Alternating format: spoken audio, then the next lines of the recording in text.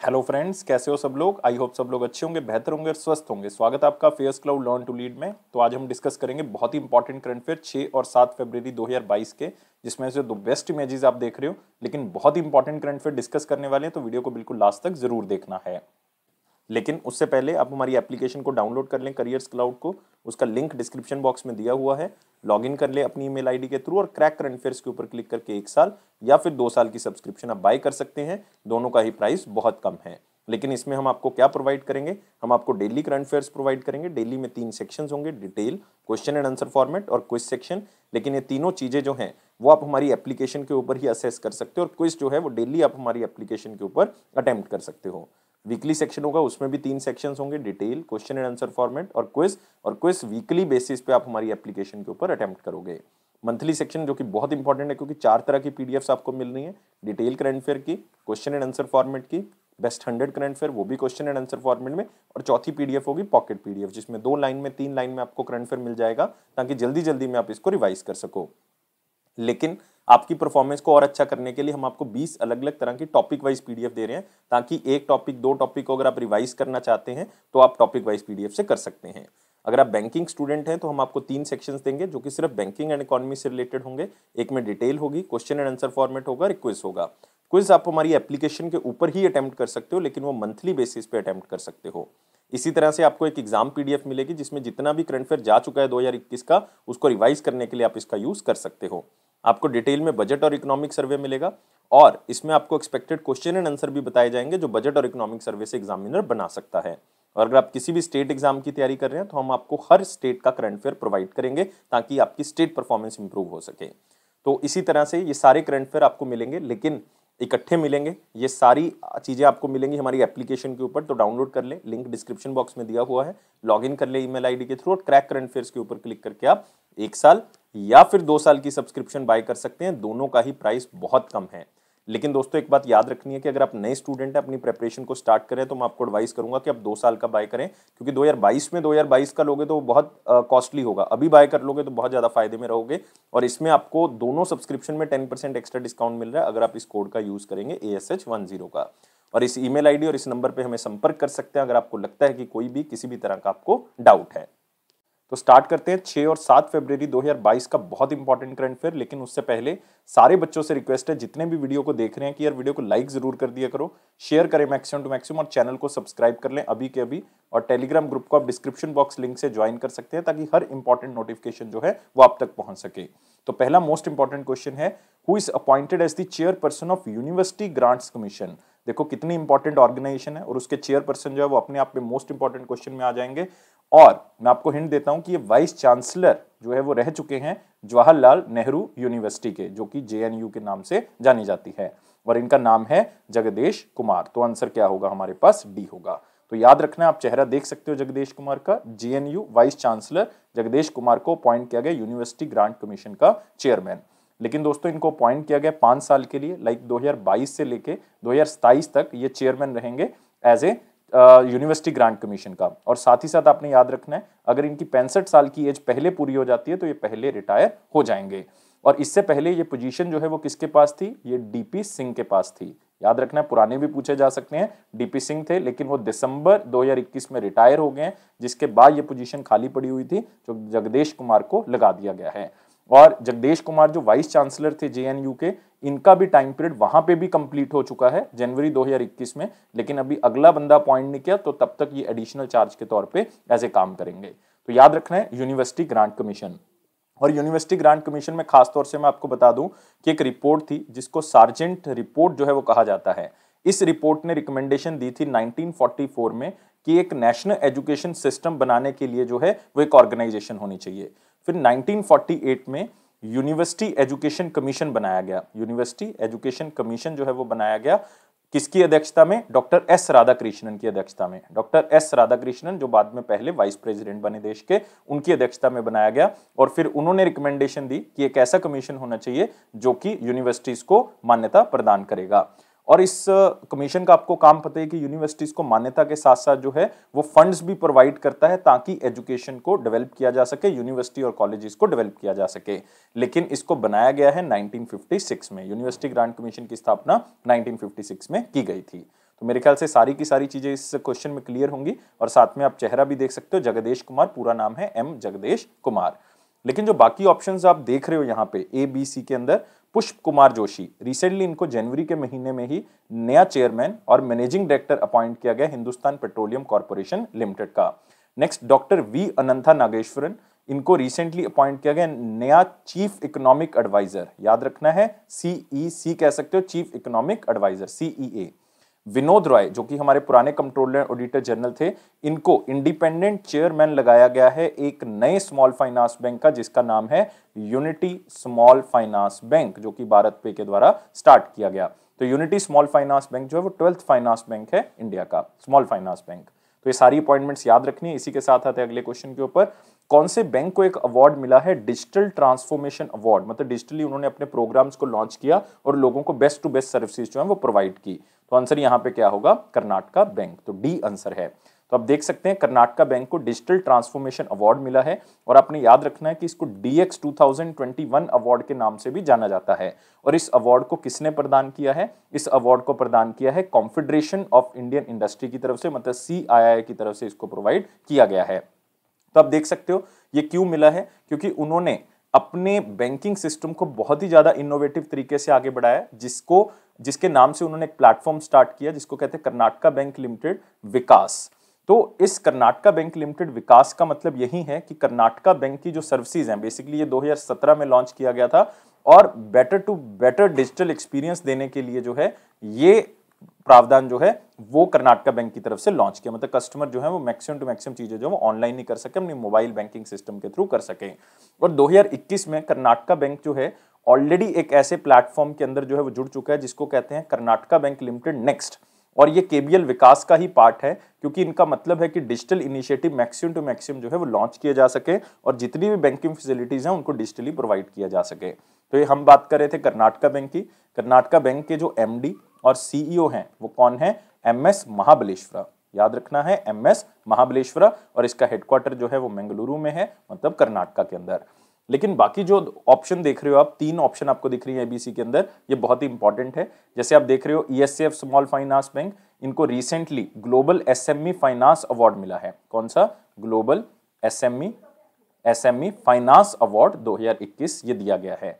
HDFC bank जो कि best private banks में गिना जाता है, इनको मोस्ट इनोवेटिव प्रैक्टिस बैंक कहा गया है, मोस्ट इनोवेटिव प्रैक्टिस बैंक कहा गया है। और ये अवार्ड भी जो है वो CII की तरफ से दिया गया था, डिजिटल ट्रांसफॉर्मेशन अवार्ड 2021 के अंदर। याद रखना है 2021 में ये अवार्ड जो है बेसिकली HDFC बैंक को दिया गया था। कर्नाटका विकास ग्रामीण बैंक, इनको अवार्ड मिला है रीजनल रूरल बैंक की कैटेगरी में, और ये दिया गया है एसोचैम की तरफ से अपना बेहतर परफॉर्मेंस के लिए। एसोचैम का मतलब है associated chamber of commerce industry of India. तो तीनों के तीनों अवार्ड्स आपने याद रखने हैं। नेक्स्ट आते हैं दोस्तों अगले क्वेश्चन के ऊपर, who will become the next chairman and managing director of shipping corporation of India. अपने आप में एक बहुत ही इंपॉर्टेंट ऑर्गेनाइजेशन है जो किसके अंडर आती है, ministry of ports, shipping and waterways के अंडर आती है। और आपने याद रखना है कि इसके नए डायरेक्टर और मैनेजिंग डायरेक्टर और चेयरमैन कौन होंगे, क्योंकि ये रिकमेंडेशन अभी किसको भेजी गई है, PESB को भेजा गया है। PESB वो ऑर्गेनाइजेशन है जो कि आगे directors, managing director, CEO appoint करता है, और ये है पब्लिक एंटरप्राइज सिलेक्शन बोर्ड, और इन्होंने रिकमेंड कर दिया है इसको। और चेयरमैन और मैनेजिंग डायरेक्टर इसके नए होंगे बिनेश कुमार त्यागी। तो नाम याद रखना है, आंसर क्या होगा, C होगा। इससे पहले कौन थे, HK जोशी थे, HK जोशी जो कि 31 मई को रिटायर हो जाएंगे 2022 को। उसके बाद जो है वो नया बंदा कौन लगाया जाएगा, बिनेश कुमार त्यागी। अब बिनेश कुमार त्यागी का चेहरा देख सकते हो, PESCB मतलब पब्लिक एंटरप्राइज सिलेक्शन बोर्ड के पास जो है ये रिकमेंडेशन पहुंच चुकी है, उन्होंने अप्रूवल दे दी है। तो अब रिसेंटली जो है इनको जल्दी से जल्दी लगा दिया जाएगा। और आपने याद रखना है कि ये शिपिंग कॉर्पोरेशन ऑफ इंडिया का जो गठन है वो 1961 में किया गया था, और इसका हेडक्वार्टर कहाँ पे है, मुंबई के अंदर। लेकिन दोस्तों एक बात और याद रखनी है कि जो हमारा फाइनेंशियल ईयर 23 है उसमें 3 बड़ी ऑर्गेनाइजेशन की प्राइवेटाइजेशन होनी है। क्योंकि अगर आप देखोगे हमारे पास एक तो शिपिंग कॉर्पोरेशन ऑफ इंडिया है, एक भारत अर्थ मूवर्स लिमिटेड है जो कि मिनिस्ट्री ऑफ डिफेंस का एक बहुत बड़ा पार्ट है, और एक भारत पेट्रोलियम कॉर्पोरेशन लिमिटेड है। 3 कंपनीज में सरकार डिसइन्वेस्टमेंट कर रही है, मतलब प्राइवेटाइजेशन कर रही है, क्योंकि हमने 1.75 लाख करोड़ का लक्ष्य प्राइवेटाइजेशन का पूरा करना है। तो अगेन बहुत ही इंपॉर्टेंट अपॉइंटमेंट है, याद रखना है। लेकिन फिर से यहाँ पे आप ऑप्शंस जो देख रहे हो, जी अशोक कुमार का ऑप्शन देख रहे हो, बहुत इंपॉर्टेंट अपॉइंटमेंट है। क्यों? क्योंकि इनको नया डायरेक्टर जनरल अपॉइंट किया गया है। किसका अपॉइंट किया गया? National mission for clean Ganga, national mission for clean Ganga. अभी जनवरी 2021 में ही 22 में इनको अपॉइंट किया गया। ये मिनिस्ट्री ऑफ जल शक्ति के अंडर आता है। वीएस पठानिया ये डायरेक्टर जनरल बनाए गए हैं इंडियन कोस्ट गार्ड के, बहुत इंपॉर्टेंट है, और ये 24th डायरेक्टर जनरल बने हैं इंडियन कोस्ट गार्ड के। नेक्स्ट विजय पॉल शर्मा, विजय पॉल शर्मा को बनाया गया चेयरमैन किसका? CACP का, बहुत इंपॉर्टेंट ऑर्गेनाइजेशन एग्रीकल्चर के अंदर, commission for agriculture cost and prices, commission for agriculture cost and prices, जो MSP के ऊपर अपनी राय देती है। इसी के साथ आते हैं अगला सेक्शन जो कि है वेरी इंपॉर्टेंट क्वेश्चन सेक्शन। लेकिन वीडियो को लाइक कर दें, शेयर करें मैक्सिमम टू मैक्सिमम, और चैनल को सब्सक्राइब कर लें अभी के अभी, और टेलीग्राम ग्रुप को आप डिस्क्रिप्शन बॉक्स से ज्वाइन कर सकते हैं। और क्वेश्चन है which is set to become the first station to be ready for India's first bullet train. देखो इसमें दो क्वेश्चन है, एक तो आपको ये पता होना चाहिए कि इंडिया की पहली बुलेट ट्रेन कौन सी है, और जो बुलेट ट्रेन बनाई जा रही है उसका पहला स्टेशन जो है वो तैयार हो जाएगा बहुत ही जल्दी, ऑलमोस्ट तैयार है। तो वो कौन सा स्टेशन है जो पहला सबसे पहले तैयार किया जाएगा? तो आंसर जो है वो यहाँ पे क्या होगा? सूरत होगा। तो आंसर क्या है? सी। तो याद रखना है सूरत गुजरात के अंदर जो है वो ऐसा पहला स्टेशन बनेगा जो इंडिया की पहली बुलेट ट्रेन कहां से कहां तक? मुंबई से लेके कहां तक चलेगी? ये अहमदाबाद तक चलेगी, और इसको Mumbai Ahmedabad high speed rail corridor के नाम से जाना जाएगा। याद रखना है सूरत ऐसा पहला स्टेशन है जो बनाया जाएगा इंडिया का पहला बुलेट ट्रेन का स्टेशन। और आप यहां पे देख सकते हो Mumbai Ahmedabad high speed rail Surat to be the first station to be ready for India's first bullet train. और आप यहां पे देख सकते हो ये टोटल जो बुलेट ट्रेन है ये 12 स्टेशंस को कवर करेगा, और इसको हम कहेंगे Mumbai Ahmedabad high speed rail corridor. और इसमें 12 स्टेशन अगर आप देखोगे ये मुंबई से लेके अहमदाबाद तक पूरे कवर होंगे, मतलब ये वैसे सूरत से स्टार्ट होगा और उधर जो है वो कहां तक जाएगा? वापी स्टेशन तक जाएगा, मतलब महाराष्ट्र में और गुजरात तक कंबाइंड है ये। इसमें साबरमती है, इसमें अहमदाबाद है, इसमें आनंद है, मुंबई है, थाने है, विरार है, तो ये सारे के सारे स्टेशन हैं। और national high speed rail corporation जो है वो इसकी इंप्लीमेंटिंग एजेंसी है। और आपने याद रखना है कि इसकी बुलेट ट्रेन की जो कंस्ट्रक्शन है वो इंडिया में ही हो रही है, लेकिन इसको अहमदाबाद से मुंबई को कनेक्ट करने का जो फेज है ये सितंबर 2017 से स्टार्ट हो चुका है। ये 508 किलोमीटर जो है वो लंबी ट्रेन होगी, लेकिन ये जापान की मदद से तैयार की जा रही है और कंप्लीट की जाएगी 2022 तक, ये लक्ष्य जो है वो रखा गया है। इसकी स्पीड जो है वो 320 किलोमीटर प्रति घंटा होगी, लेकिन मैक्सिमम टू मैक्सिमम स्पीड जो है वो 350 किलोमीटर प्रति घंटे तक पहुंच सकती है। इसके अकॉर्डिंग जो है वो इसको डिजाइन किया गया है। इससे क्या होगा, जो मुंबई से अहमदाबाद का टाइम पीरियड है जो कि 7 से 8 घंटे लगते हैं, वो 2 या 3 घंटे में ही जर्नी जो है वो क्या हो जाएगी? पूरी हो जाएगी। तो बहुत ही इंपॉर्टेंट है, याद रखना है सूरत जो है वो ऐसा पहला स्टेशन होगा जो इंडिया की पहली बुलेट ट्रेन जो मुंबई से अहमदाबाद तक की 508 किलोमीटर की, उसका पहला स्टेशन तैयार होगा सूरत। इसी के साथ आते हैं अगले क्वेश्चन के ऊपर।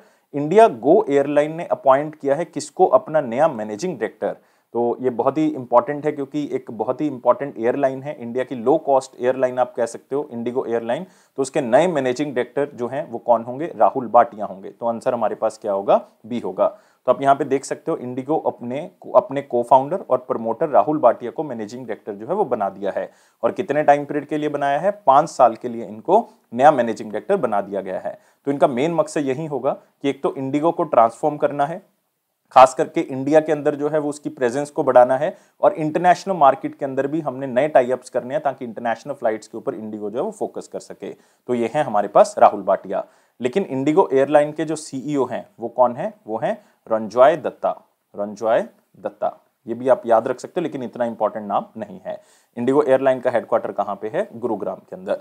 लेकिन फिर से जो बाकी नाम आप देख रहे हो ये अगेन बहुत इंपॉर्टेंट है। आप यहाँ पे पहला देख रहे हो विनोद कन्नन। विनोद कन्नन रिसेंटली बनाए गए हैं सीईओ, अभी जनवरी के महीने में सीईओ विस्तारा एयरलाइंस के, विस्तारा एयरलाइंस के। विक्रम देवदत्त ये चेयरमैन एंड मैनेजिंग डायरेक्टर लगाए गए हैं एयर इंडिया के। ये इसलिए इंपॉर्टेंट हो जाता है क्योंकि एयर इंडिया को टैलिस ग्रुप ने खरीद लिया है जो कि टाटा का ही एक वेंचर है।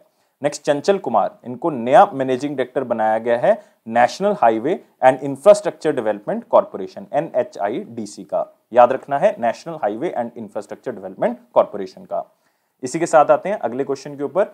नासा ने ये प्लान कर लिया है कि वो इंटरनेशनल स्पेस स्टेशन को डी ऑर्बिट कर देंगे क्योंकि इंटरनेशनल स्पेस स्टेशन की वैलिडिटी जो है वो खत्म होने वाली है, लेकिन उसको कौन से ओशन में जो है वो गिराया जाएगा और कौन से ईयर में उसको गिराया जाएगा।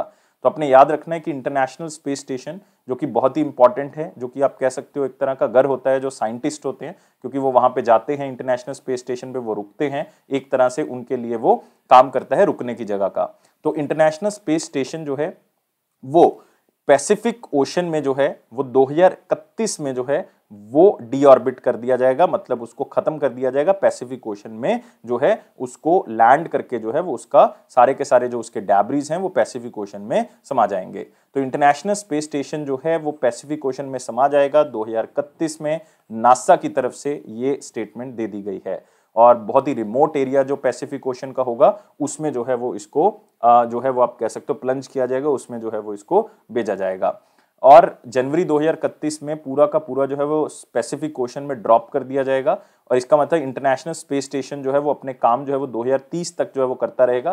पहले इसकी वैलिडिटी 2024 तक की थी, लेकिन इंटरनेशनल स्पेस स्टेशन की वैलिडिटी नासा ने रिसेंटली बढ़ा दी है।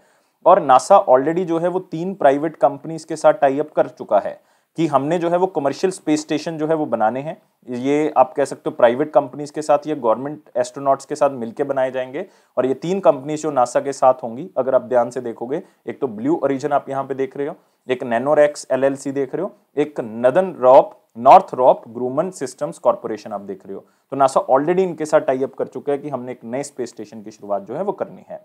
तो लाइक आप कह सकते हो कि इन्होंने अपना काम जो है वो स्टार्ट कर दिया, और चाइना रिसेंटली बना रहा है अपना स्पेस स्टेशन। तो इंटरनेशनल स्पेस स्टेशन की वैलिडिटी अब बढ़ गई है, तो ऐसा नहीं होगा कि सिर्फ चाइना का ही स्पेस स्टेशन जो है वो काम करेगा। और इंटरनेशनल स्पेस स्टेशन के जो डायरेक्टर हैं करंटली वो कौन है? रॉबिन गेटन्स नाम एक बार आप पढ़ जरूर लेना।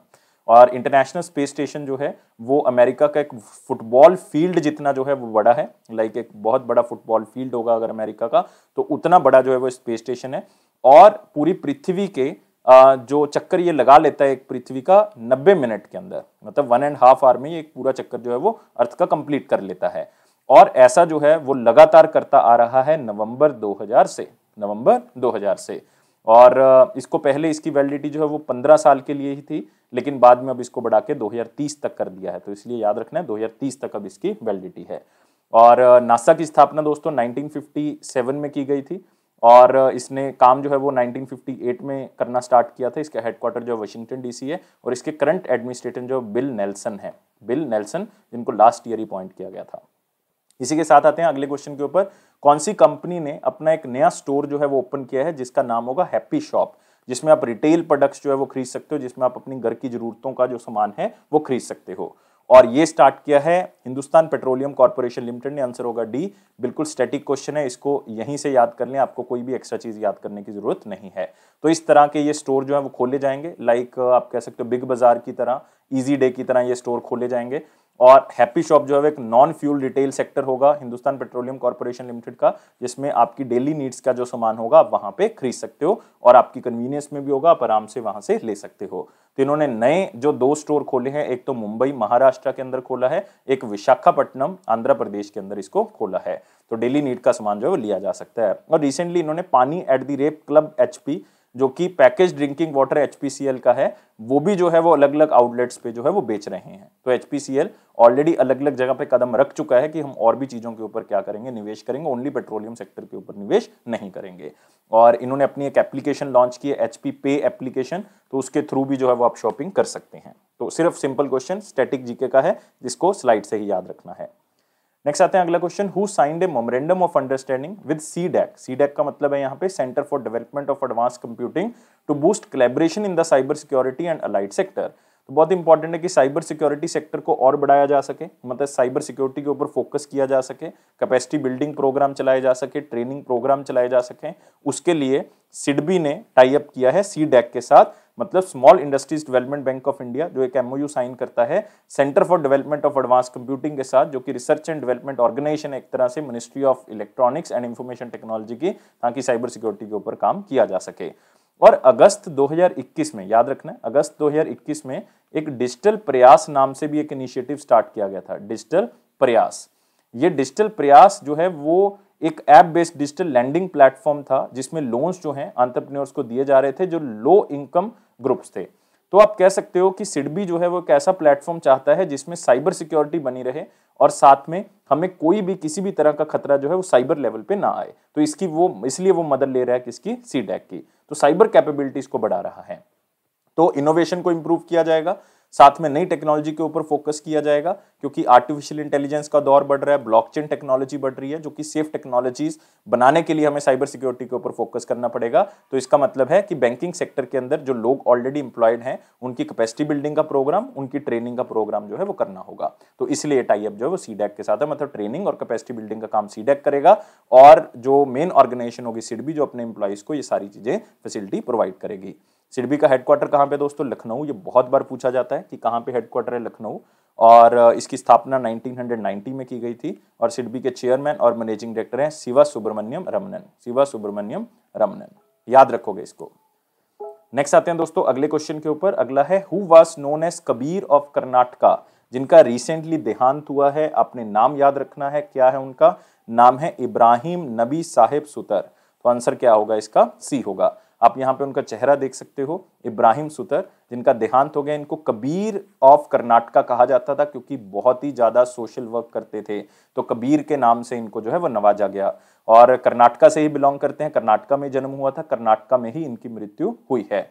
और इनको पद्मश्री से जो है वो सम्मान दिया गया था। कौन सी ईयर में इनको पद्मश्री मिला था, पद्मश्री जो है वो इनको दिया गया था पद्मश्री इनको मिला था 2018 में। 1995 में इनको एक और अवार्ड दिया गया था, जिसका नाम था राज्य उत्सव अवार्ड। याद रखना है, राज्य उत्सव अवार्ड, राज्य उत्सव। ये कर्नाटका का सेकंड हाईएस्ट सिविलियन अवार्ड है, जो 1995 में उनको दिया गया। और पद्मश्री 2018 में इनको मिला था आर्ट्स के क्षेत्र में। लेकिन आप जो बाकी नाम देख रहे हो ये बहुत ही फेमस थे, और इनका रिसेंटली देहांत हुआ है।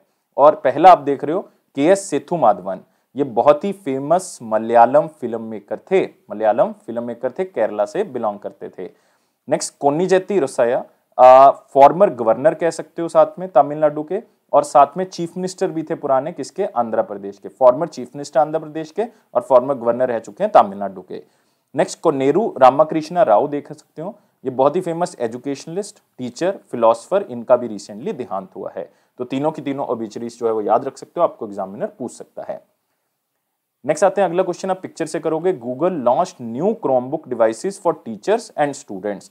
तो नई डिवाइसेस जो है उन्होंने लॉन्च किए अलग अलग कंपनी के साथ मिलके, एसर के साथ मिलके, एचपी के साथ मिलके। लेकिन इन क्रोमबुक्स का काम क्या होगा कि एजुकेशन को जो है वो सही ढंग तक जो है वो बच्चों तक पहुंचाना है, ताकि टीचर और बच्चे जो है इसको अच्छे लेवल पे यूज कर सकें।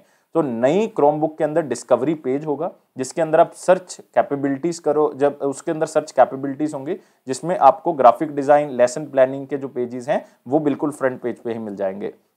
और साथ में क्रोमबुक डिस्कवरी पेज जो है वो आपको अलाउ करेगा कि आप जो है वो बेस्ट टू बेस्ट फीचर अपनी एजुकेशन के अंदर जोड़ सको, जैसे कि लॉन्ग टर्म एवोल्यूशन, मतलब एलटीई कनेक्टिविटी आराम से हो सके, तेज हो सके, वीडियो कॉन्फ्रेंसिंग इंप्रूव हो सके आपकी, क्योंकि आप ऑनलाइन लेक्चर लगाओगे, कैमरा बेस्ड डॉक्यूमेंट स्कैनिंग हो सके, क्योंकि पढ़ने के लिए जो है वो आपको लैपटॉप से तो स्कैन करना पड़ेगा अपने डॉक्यूमेंट्स को, तो आप वहां पे कर सकते हो। तो इसका मतलब एजुकेशन को बेहतर बना सकता है ये क्रोमबुक, और इसमें अपडेटेड प्रोग्राम्स हैं, रिसोर्सेज हैं, क्रोम का नया ऑपरेटिंग सिस्टम है, जो कि एक बहुत ही बेहतरीन प्लेटफॉर्म जो है वो प्ले करेगा, एक क्लासरूम की तरह जो है वो आपको सपोर्ट प्रोवाइड करेगा, और इसको कहीं से भी आप ऑपरेट कर सकते हो। तो गूगल इसको बेस्ट टू बेस्ट बनाने के लिए गूगल क्रोम ब्राउजर के ऊपर इसको यूज करेगा।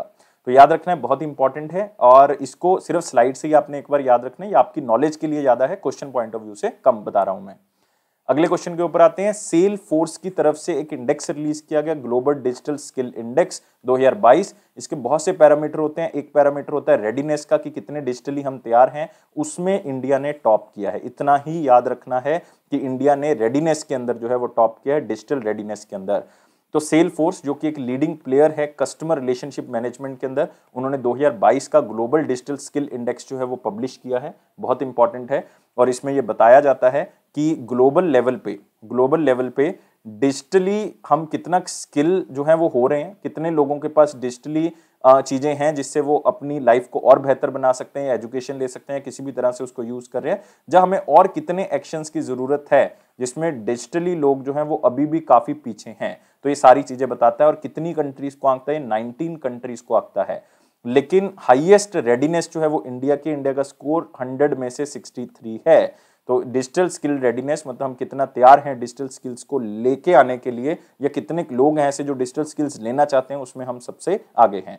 तो इस रिपोर्ट के अंदर 72% जो है वो जिनके अकॉर्डिंग ये सर्वे किया गया, क्योंकि ये ऑलमोस्ट 23,000 वर्कर्स के ऊपर जो है वो सर्वे किया गया 19 कंट्रीज में से, जिसमें उनसे अलग अलग तरह के क्वेश्चन पूछे गए कि फ्यूचर ऑफ वर्क क्या है, आप जॉब रेडीनेस हो या नहीं, और कॉन्टिन्यूस लर्निंग जो है वो आप कहाँ पे करोगे, तो ये सारी चीजें उनसे पूछी गई। तो 72% रिस्पॉन्डेंट जो इन्होंने बताया कि इंडिया के अंदर कि digital skills, learning digital skill to prepare themself for future work, कि हमें डिजिटल स्किल्स जो हैं वो आनी चाहिए और हम सीख भी रहे हैं ताकि हमें आगे जाके काम आ सके।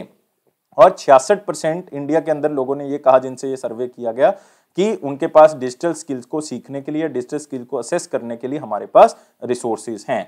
और 54% इंडिया के जो सर्वेयर्स हैं उन्होंने ये कहा, जहां से ये सर्वे लिया गया है, कि इंडिया जो है वो नई स्किल्स लेने के लिए तैयार है और साथ में अपने करियर की ग्रोथ करने के लिए डिजिटल स्किल्स को यूज करने के लिए भी तैयार है। तो इसका मतलब इंडिया जो है वो रेडीनेस के क्षेत्र में सबसे टॉप में है डिजिटल स्किल इंडेक्स में। इसमें इतना ही याद रखना है।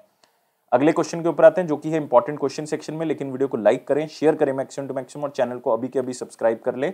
और साथ ही साथ इस वीडियो को यार अपने एक दोस्त को जरूर शेयर कर दिया करो। और टेलीग्राम ग्रुप से आप डिस्क्रिप्शन बॉक्स से जो है वो आप टेलीग्राम ग्रुप को ज्वाइन कर लें, ताकि हर चीज जो है वो आपको जो है वो सही टाइम पीरियड पे मिल सके। तो इंपॉर्टेंट क्वेश्चन में क्वेश्चन है, आईसीआईसी बैंक ने अपना स्टेक जो है वो बढ़ा लिया है किसके अंदर, इंडिया इंटरनेशनल क्लीयरिंग कॉर्पोरेशन के अंदर, जो कि कहां पे स्थित है, गिफ्ट सिटी के अंदर स्थित है, जो इंटरनेशनल फाइनेंशियल सर्विस सेंटर है गुजरात के अंदर, वहां पे ये स्थित है। और कितने % अब शेयर आईसीआईसी बैंक का हो चुका है, तो अगर मैं पहले बताऊंगा तो पहले था 7.61%, लेकिन अभी इन्होंने कुछ इन्वेस्टमेंट और कर दी है, 4.43 करोड़ रुपीस की इन्वेस्टमेंट कर दी है। तो अब इनका स्टेक जो है वो बढ़ के 9.90% हो गया। तो आंसर हमारे पास क्या होगा, बी होगा। बी यहां पे आप देख रहे हो। तो आईसीआईसी बैंक ने अपना स्टेक बढ़ा दिया है गिफ्ट सिटी के अंदर, जो एक क्लीयरिंग कॉर्पोरेशन बनी हुई है, जिसको हम नाम देते हैं इंडिया इंटरनेशनल क्लीयरिंग कॉर्पोरेशन। और याद रखना है, ये फर्स्ट इंटरनेशनल क्लीयरिंग कॉर्पोरेशन है जो गिफ्ट सिटी के अंदर जो है वो बनाएगी, मतलब Gujarat international financial tech city के अंदर जिसका निर्माण किया गया, और इसकी स्थापना 2016 में की गई थी। इसका मेन मकसद यही होता है कि जितने भी सिंगल स्टॉक डेरिवेटिव्स होते हैं, कमोडिटी डेरिवेटिव्स होते हैं, करेंसी डेरिवेटिव्स होते हैं, डेट सिक्योरिटीज होती हैं, उसमें आगे जाके जो है वो लाइक डिस्प्यूट्स को सेटल करना, उसको क्लियर करना, साथ में उसमें इन्वेस्टमेंट करनी। तो याद रखना, इंडिया इंटरनेशनल क्लीयरिंग कॉर्पोरेशन में आईसीआईसी बैंक का स्टेक जो है वो 9.9% हो गया है। और मेरे ख्याल से आईसीआईसी बैंक के बारे में बताने की जरूरत नहीं है बच्चों को। 1994 में इसकी स्थापना की गई थी। इसकी टैगलाइन है, हम है ना, ख्याल आपका, ख्याल आपका। इसके जो हेड हैं वो संदीप बख्शी हैं, और इसका हेडक्वार्टर जो है वो मुंबई में है। नेक्स्ट आते हैं दोस्तों, अगला है हमारा वन लाइनर इंपॉर्टेंट पॉइंट, जिसमें पहला पॉइंट आप देख रहे हो, जेएनयू के जो वाइस चांसलर थे जगदीश कुमार जी, उनको यूजीसी का चेयरमैन बना दिया गया। हमने पहले क्वेश्चन के अंदर आज कवर किया है। गूगल ने अपनी नई क्रोमबुक लॉन्च किया टीचर्स और स्टूडेंट्स के लिए, तो ऐसा जस्ट रीडेबल है, आपकी नॉलेज के लिए था। जितेंद्र सिंह ने इनॉग्रेट किया है एक नया प्रोग्राम जिसका नाम है सीबीसी। याद रखना, सीबीसी का मतलब क्या है, कैपेसिटी बिल्डिंग कमीशन का एक प्रोग्राम, जिसका नाम था इनोवेशन इन पब्लिक एडमिनिस्ट्रेशन। तो सबसे पहले आपको इसमें इंपॉर्टेंट चीज क्या है, ये capacity building commission. Capacity building commission जो है वो ये इंश्योर करता है कि जो इंडियन सिविल सर्वेंट्स हैं उनको हमने और ट्रेनिंग देनी है, उसमें कैपेसिटी बिल्डिंग का काम करना है, ताकि वो स्मार्ट, अकाउंटेबल हो सके और साथ में लोगों के लिए जो है वो काम कर सके और पब्लिक सर्विस को और इफेक्टिव बनाया जा सके। तो ये काम है कैपेसिटी बिल्डिंग कमीशन का। और इसकी खास बात क्या है, इसको 2021 में ही बनाया गया था, और इसके पहले चेयरमैन जो है वो आदिल जैनुभाई लगाए गए थे, याद रखना आपने। और इसका मतलब जो ये प्रोग्राम है इनोवेशन इन पब्लिक एडमिनिस्ट्रेशन, ये डॉक्टर जितेंद्र सिंह जो यूनियन मिनिस्टर ऑफ स्टेट है, इंडिपेंडेंट चार्ज है इनके पास साइंस एंड टेक्नोलॉजी का, तो उन्होंने इसको लॉन्च किया है ताकि सिविल सर्वेंट्स को एक बेहतर तरीके से आगे बढ़ाया जा सके। तो उनके लिए कुछ केस स्टडीज जो है वो रिलीज की गई हैं, ताकि वो उसको देख सकें और आगे भी अगर फ्यूचर में देखना चाहते हैं वो भी देख सकते हैं। श्रीलंका के क्रिकेटर सुरांगा लकमल जो हैं वो रिटायर हो गए इंटरनेशनल क्रिकेट से। 34 साल मतलब 34 इयर्स ओल्ड ये क्रिकेटर श्रीलंका से बिलोंग करते हैं, और ये मार्च 2022 में रिटायर हो जाएंगे। आप कह सकते हो कि श्रीलंका का टूर है इंडिया का, तो उसके बाद जो है वो रिटायर हो जाएंगे। इन्होंने 2009 में अपना पहला मैच जो है वो खेला था। अभी तक 68 टेस्ट में श्रीलंका की तरफ से खेल चुके हैं और 86 वनडे इंटरनेशनल भी खेल चुके हैं, और श्रीलंका की कैप्टेंसी भी कर चुके हैं 5 मैचेस के अंदर 2018 में। नाम याद रखना है, और टीम याद रखनी है श्रीलंका से बिलोंग करते हैं।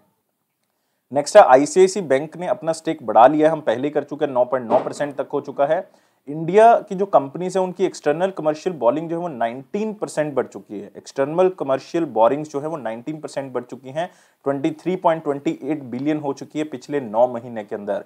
अगर आप यही कंपेयर करोगे फाइनेंशियल ईयर 21 के 9 महीने मतलब अप्रैल से लेकर दिसंबर 2020 तक, तब इनकी जो एक्सटर्नल कमर्शियल बोरिंग्स थी वो 19.53 थी, 19.53 बिलियन, अभी 23.28 है, तो 19% बढ़ोतरी हो गई है जो इन्होंने बाहर से पैसा जो है वो उठाया है, एक्सटर्नल कमर्शियल बोरिंग्स जो है वो उन्होंने की है।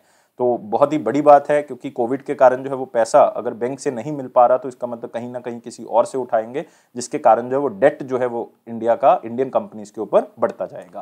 तो इसलिए जरूरी है कि हम इसको कम कर सकें। तो यहां पे भी देख सकते हो ओवरसीज कमर्शियल बोरिंग जो है वो 19% बढ़ चुकी हैं और 23.28% हो चुकी हैं, मतलब इतनी बिलियन जो है वो हो चुकी हैं। अब आते हैं 5 फरवरी 2022 का क्वेश्चन क्या था। क्वेश्चन बहुत सिंपल था, the export and import bank act जो है वो कब पास किया गया था। तो 1982 में सबको पता है कि Exim bank export and import bank of India को बनाया गया था। इसका मेन मकसद जो है वो यही होता है कि इंडिया का जो फॉरेन ट्रेड है वो बहुत ही अच्छे से हो सके, उसको प्रमोट किया जा सके। अगर किसी कंट्री को पैसे की जरूरत है तो on behalf of government of India जो है वो एक्सपोर्ट इंपोर्ट बैंक जो है वो प्रोवाइड कर सके, और कई एग्रीमेंट्स जो है वो अलग अलग कंट्रीज के साथ एक्सपोर्ट और इंपोर्ट के बेसिस पे साइन कर सके।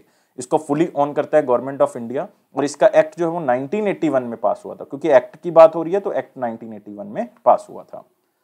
नेक्स्ट आते हैं क्वेश्चन ऑफ द डे, क्या कहता है, in which field of the banking which of the following transactions done through a mobile device will be termed as mobile banking।